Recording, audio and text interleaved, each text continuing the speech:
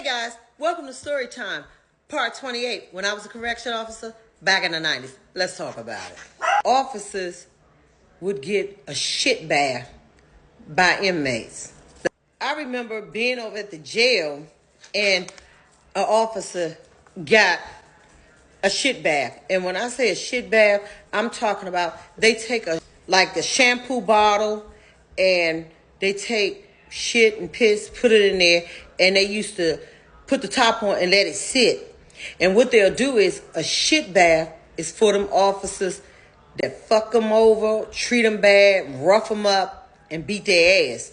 So, or just be real mean and nasty to them. Most of the time, those were the officers that got that shit bath. I'm working Southwest 3. This time, I'm in Southwest 3 because we was short-staffed. When it's short-staffed, they move you around. My assigned block was Southeast 2. But sometimes, if there's short officers, you have to work another unit. So, I was working Southwest 3. I'll never forget this. Working with two other officers, and one of the officers went to go do a security check. So apparently he had an altercation with a while back or whatever, because like I said, that wasn't my assigned unit, so I don't know. But he got to a certain cell. I guess that was the guy that he must have, I don't know, prior to had issues with or whatever like that, or maybe it could be that the inmate just didn't like him or didn't have no respect for him and just didn't even give a fuck. And as he was walking to do the security check, when he turned around to look in there, man, that boy sprayed the stuff in his face, and he started screaming and screaming like, "You Pop sales such and such, Pop sales such and such, and call a Code Blue.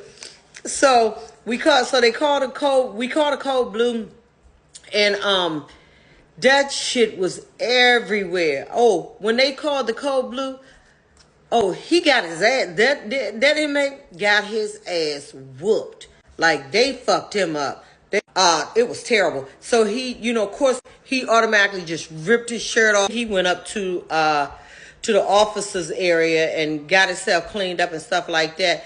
The inmate was locked down, and that officer, he didn't come back for the rest of that shift. And I don't blame him, because if I got shitted on like that, shit and piss, somebody else is shit and piss, and everywhere.